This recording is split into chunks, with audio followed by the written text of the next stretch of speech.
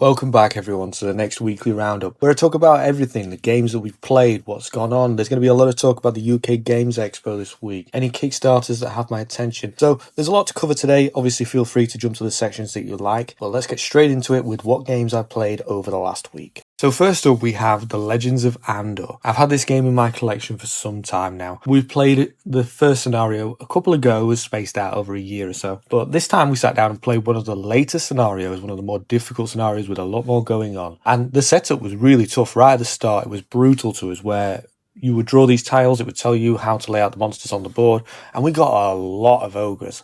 I don't know if that's the normal amount you would get, but there was a lot of them on the board right from the start of the game. We worked together, we brought down monsters on the northern part of the board near the city, then we started working our way down south, dealing with them as they were coming in their droves. At the beginning of the game, two of us were given personal objectives to complete, and we needed to do them by a set point in time. If we did that, we'd obviously trigger the story and the next part of it. And we kind of got waylaid and completely forgot about doing these little side quests. We were just too busy in fighting and trying to defeat the monsters. By the time we realised, oh yeah, we need to do these quests, we were really running out of time. We did them both within the last minute, and then a big monster spawned on the board that we had to defeat, and obviously we didn't have enough turns to deal with it. So we lost the scenario overall. But generally the group really enjoyed it. It was a nice experience. It was quite fun. I love the boards where you've got your character, you've got all the different slots for all the different kinds of items you can collect. I enjoy the exploring the fog early on, going and getting some bonuses, and the fighting is okay. It's got a good system to it where it rewards you as well for working together greatly as a team, and especially for those big nasties, you need to work together as a group because you can't bring them down individually. It's almost impossible. Generally, we enjoyed Andor. 2 of the 3 players thought it was just okay, but one of us loved it a lot. So because of that, we're going to keep it in the collection because I want to keep games that appeal to everybody, not just me. Yeah, it'll be staying. We'll be playing it some more in the future. The next one we played was Hanabi. Now, years and years it had been on my radar, constantly being mentioned. And it was never one that really stood out to me, but I wanted to try it because of the reputation it got. I bought it at the UK Games Expo last year. We played it and it was very awkward. It was very difficult. But we got it out over the weekend and we essentially tried to learn it all over again. And this time we did a much better job of it and understanding how it works. It kind of reminds me of weird ones like The Crew. You're trying to time things right. It's not an easy game to get to grips with. It's definitely a thoughtful one and an interesting one. You can give clues, but you also don't want to give too many clues because you've only got so many to give throughout the entire duration of the game. And you need to play these cards in the sequence, kind of like Solitaire, where you're playing them in the sequential order going upwards. But these fireworks go from 1 to 5, and if you play the wrong one, you're going to get punished. The fuse is going to go down. We only really got close maybe twice to finishing, and every other time we failed miserably. It was an interesting game. I wouldn't say it was one I loved either, but again, some of the group liked it more, so I'm probably going to give that to them. The next game we're going to talk about is Fog and Friction Western Front. Now, I've mentioned this on a recent video of games leaving the collection. The game is essentially a World War II card game, and you will be deploying your forces to different battlefields, trying to contest the region. Many card games do this, where essentially you've got different locations spread out across the board, and you want to send your forces, your troops, your units to those different locales and have the most strength at the end of the day to seize that ground. Yeah, it didn't feel like anything original to me, even though I am interested and I do like World War II setting games. Obviously, I play Company Heroes a lot, I play a lot of other games. I didn't feel like this game was anything to stand out. It didn't really draw me in. Yeah, we enjoyed playing it, but not one that we want to keep around.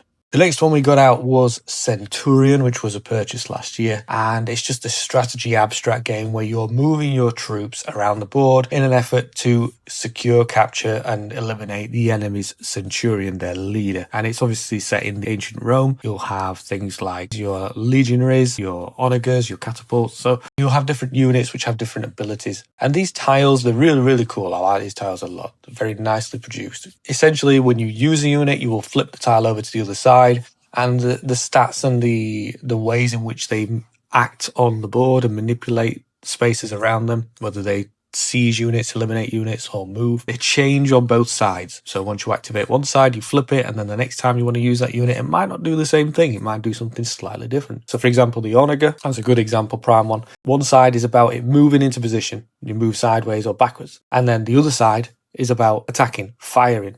So there's very different sides in terms of what icons are on them. Now, the icons, there's a lot of them in this game. I don't think there's tons, but there's a few to remember, so it can be a bit tricky as initial learning. One of the group didn't like it, but I do. I bought this because I like the theme, I like the Roman setting, and I don't mind having the odd abstract here and there in my collection. I'd like to play this more. So that was all of the games that we played before going away at the weekend to the UK Games Expo, but at the expo itself, we played a number of titles. First up, Skybridge. Skybridge was one we sat down to learn at the Pegasus Spiel booth, and it was a really good lad who taught us all of the rules. It was very easy to understand. Essentially, you are committing to building this large bridge. You're going to need to gather resources. You're going to need to move your piece and advance it on this sideboard. It's one of those games where there's multiple different things that you can focus on. You're not going to be focused just on solely one thing. When you're picking cards, you can pick them with different strategies in mind. What you do is you have a board in front of you with, I think it's 5 or 6 slots with unique icons. All the cards in the decks have one of those specific icons. So those cards need to go in those specific slots. If you already have a card there, you're going to have to overlay it. And all of these cards have different victory point values on them. So you're going to have to decide whether you want to lose the card that's there by putting a card on top, or whether it's advantageous for you to take it because it's worth more victory points. Some cards are even able to go into all the different slots. And it's a really interesting mechanic there where you're deciding not only on the action that you're taking, because when you take a card, you're also getting resources and you're doing any abilities of those cards. So there's a lot of thinkiness to the game. Like I say, it's an interesting title. I did enjoy it. I enjoyed it quite a lot. I wouldn't say it's a game that I'm going to be rushing out to buy, but I definitely thought it was an enjoyable experience. It's one that's probably going to reward you for playing it over and over again. The next one we played was Shoal. This was one we played when we all got back to the hotel. Just a quick little card game. We've had it for a few years. It's really entertaining. Just laying these little fish. You've got to lay these cards in ways to score points, and you've got a random card that tells you how you gain victory points. So maybe it's the stripy triangle fish you need to collect. Maybe it's the big fish you need to collect. Maybe you need to have them in a row, horizontal, whatever the requirements are for the end game victory points. The random card that's drawn at the start of the game will tell you what you need. And it's just a nice, simple little card game.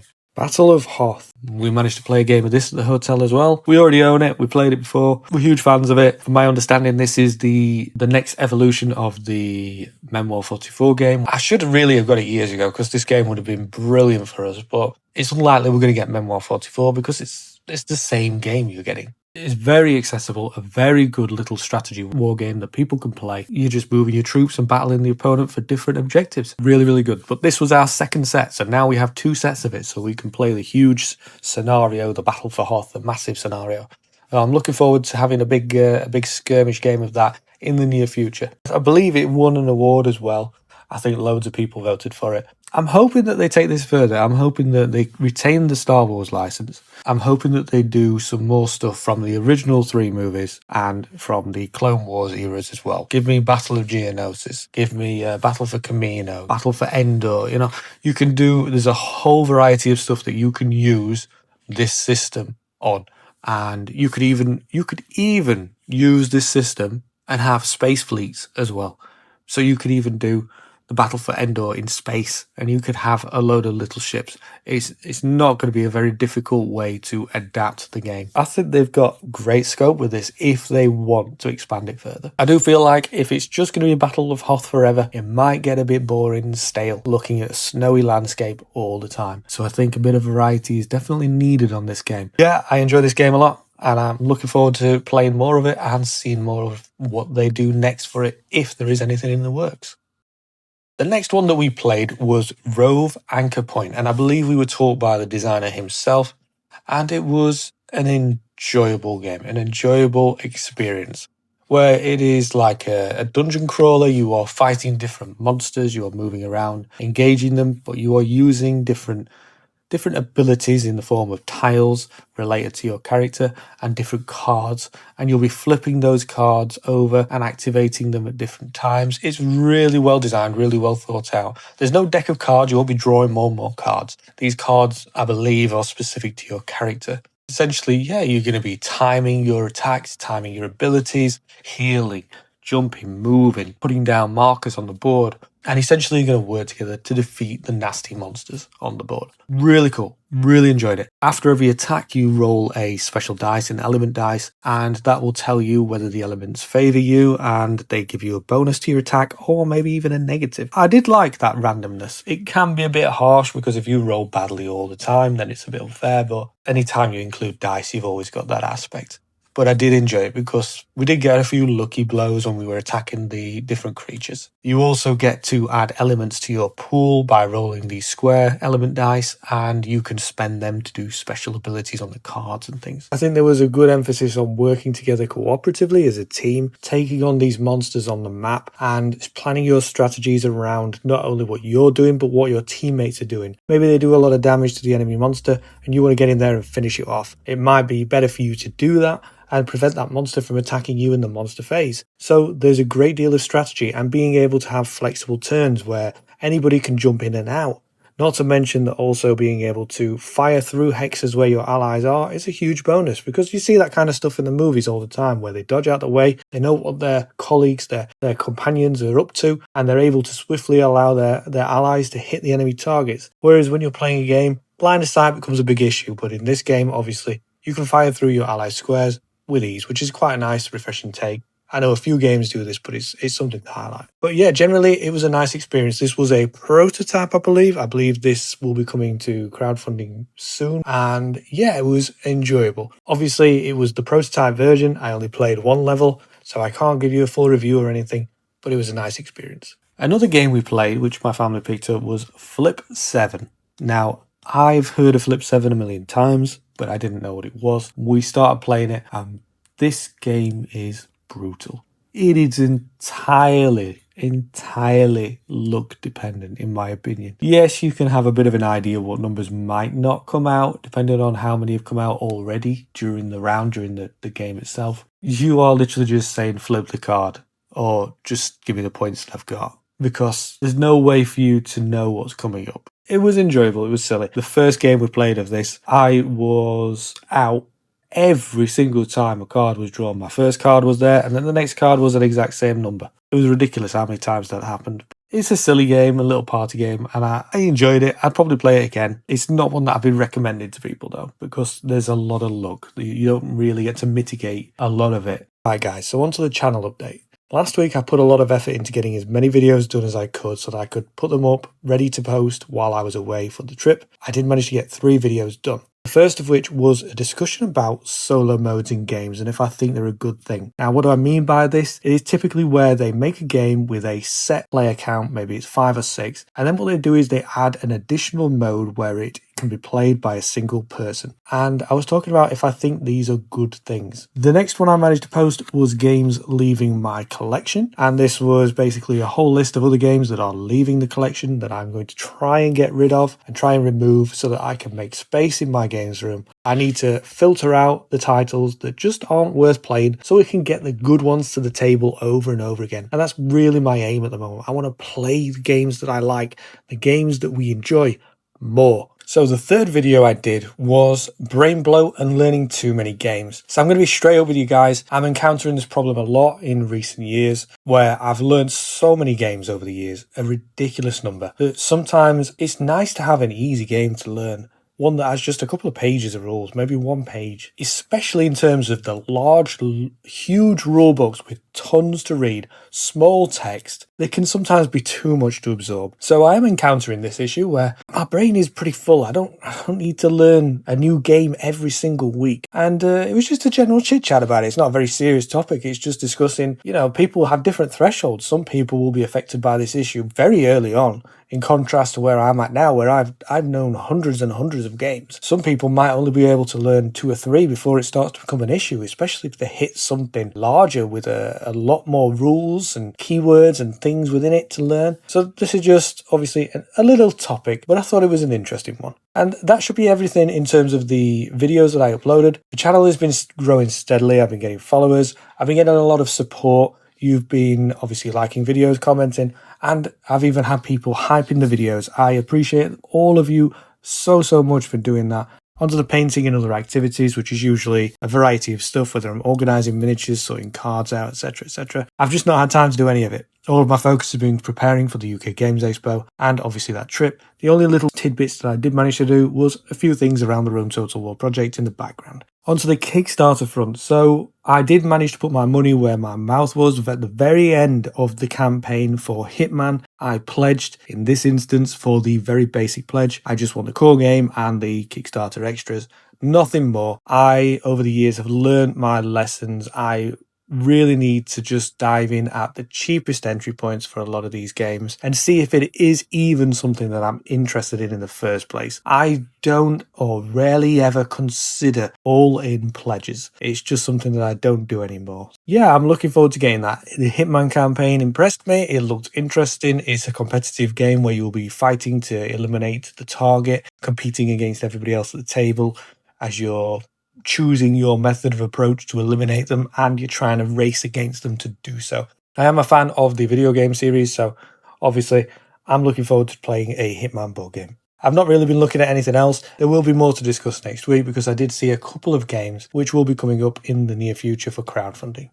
Right then guys, the most important section, the UK Games Expo and any other agenda I'm going to cover. So first of all, the UK Games Expo was amazing, like it always was. But this was a horrendous weekend for me, a horrendous start, because I had a number of things that happened on that day. Travelling down on the Thursday, we went down the day before to get there early so that we were fresh and ready for the event on Friday. I was going to list a lot of games for sale in the bring and buy on Thursday, but my plans were absolutely scuppered.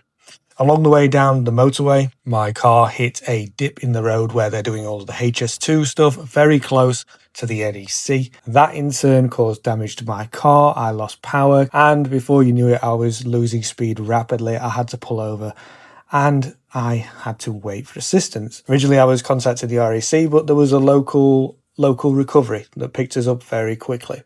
They moved us out of the way, the opposite side of the motorway to the NEC. And there I waited nearly 12 hours for the RAC to respond because they were obviously swamped in that area and they didn't have many drivers. Needless to say, it was a horrendous experience. We arrived in daylight and I was finally assisted in the middle of the night. I can safely say that has been the worst trip that I've ever had in terms of the start of it. The Games Expo itself, once I got through all of the car issues, the next morning I got a company out to come and help do some minor repairs to the car. Once I got through all of that and I managed to get over to the event on the Friday about midday after the show had started, that's when the weekend became an enjoyable time. And I got to enjoy all the usual stuff at the UK Games Expo that I do every year. This is the biggest gaming event for me every year. I don't really go abroad for these kinds of events. I haven't gone to Spiel, I haven't gone to Gen Con in America or any of those kind of events. It's just the UK Games Expo is my number one event. It was an amazing time. I got to see different games that are upcoming. I got to try different games with the family. I went all around the bring and buy, hunting for bargains. I managed to pick up and purchase a number of different things too. Just overall, it was an exceptional time and a great holiday. Right guys, on to the games that I purchased at the Games Expo. So the first one was Twilight Inscription, which is essentially a Twilight Imperium roll and write game. Now, I'm a huge fan of the Twilight Imperium universe, and it's always been on my radar. It always will be on my radar. It's the theme that I love, a game system that I love. And this was an adaptation of that game system into a roll and write formula, which has always piqued my interest. It's got my curiosity. I wanted to try it. One of the family has a copy of it, but he's not got around to learning the rules yet, and I'm really eager to try it. So when I saw it for £20 factory sealed in the bring and buy, it was an instant purchase for me. I got it. I've got it on the table now. At some point, hopefully this week, I will sit down and learn the rules. But production wise, it looks absolutely gorgeous. It's a nice looking game. Very impressed with it. Fingers crossed it's an enjoyable one as well. The second one I got was After the Empire. Now, it's always been on my radar since the campaign. Always one that caught my interest because it was something that was interesting for me. I like the idea of defending my castle against different enemies attacking on all sides. You need to position your troops and whatever you're managing to defend the castle as best you can from the assault. I think it's a really cool theme. The next one that I got was a Star Trek game, a very old one. It came out before I was born, 1986, so it's a very old school task force game. It looked as good as new. It looked like it had never been played, and it was just one that I wanted to add to my collection. It's not one that I'm planning to review, but it's just one that caught my eye. And you're managing fleets, and you're essentially managing the battle itself from overhead. You'll control entire wings of ships. Really cool. I'm looking forward to delving into that in the near future. Every year I see constant miniature games at the Games Expo, and I'm blown away with the amount of options. And the list of games that I want to try just keeps getting bigger and bigger. So this year I decided, right, I'm getting one of these miniature games no matter what. And I decided to go with Dystopian Wars because it's one that I look at year on year consecutively. I always go and look through all the different units that they've got at Wayland Games, and it's amazing how much content they have for this title, and I just want to try it. I think it's really cool, this steampunk naval warfare, and now they've got airships and all sorts going on. It's crazy. It looks interesting. So this was the miniatures game that I picked up this year that I intend to learn and try. I would like to do more in the future. Halo, the new version of Fallout. I think it's Fallout Factions. There's so many. There's so many, guys. It's insane. I want to try as many as possible and find the ones that really gel with my group, which everybody enjoys.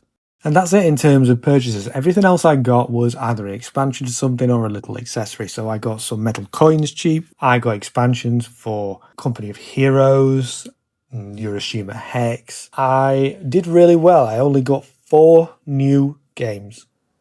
That's not bad. My intention was to sell a lot of games, as I said earlier, but because of car troubles, I decided not to lose a lot of Friday, Saturday or Sunday, stood in a queue at the Bring and Buy trying to sell my wares, sell the games. I just kind of gave up on that opportunity, sadly, because I'd lost a lot of time already, and I certainly didn't want to lose time where I could enjoy myself at the expo by standing in a queue just to sell stuff. Although I wanted to clear out a lot of games at the weekend, I didn't really get the chance, which is quite annoying and frustrating.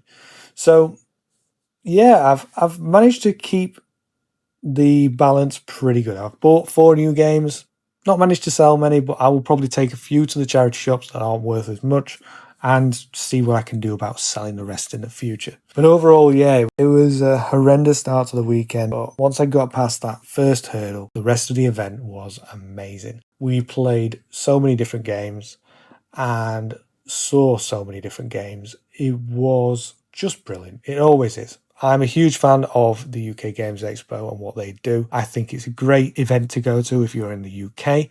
Abroad, it just depends for you, really. That's a decision for you to make, because obviously there's a lot of cost in terms of flying over, getting hotels, things like that. If you're a resident of the UK and you're into tabletop gaming, it's definitely something that's worth going to. And it's just getting bigger and bigger every year. There was a little museum area that they set up at the event, which was really interesting, seeing how the event has evolved and got bigger over the years.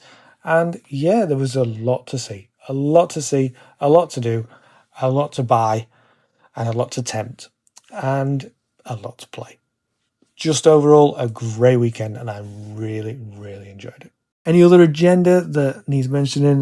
My Combat Patrol magazine has ended. That was very abruptly. I was expecting it to end with a bit of a bang, like here's this is the end of your collection. Here's a letter, blah blah blah, or here's a little, I don't know, silly certificate or a little. But it's the first time I think I've ended a magazine subscription in a long time, and it was an abrupt end. Here's the last copy. There you go, collection's over now. So I've got a lot of work to do to catch up on that backlog of miniatures to assemble. But other than that, I don't think there's much more to talk about today. I will endeavour to get more videos out this week. But I'm going to be completely honest with you guys, it's going to be a struggle because I'm still exhausted, wiped out, not only from the event itself, but from all the trouble that I had. It's just been a difficult weekend. Fingers crossed I'll get a couple more videos out for you by the end of this week, but it just depends on how much free time I've got. Other than that, I hope you're all well, and I hope you've enjoyed today's video. Please hit the like, hit the subscribe, and I'll see you all next time.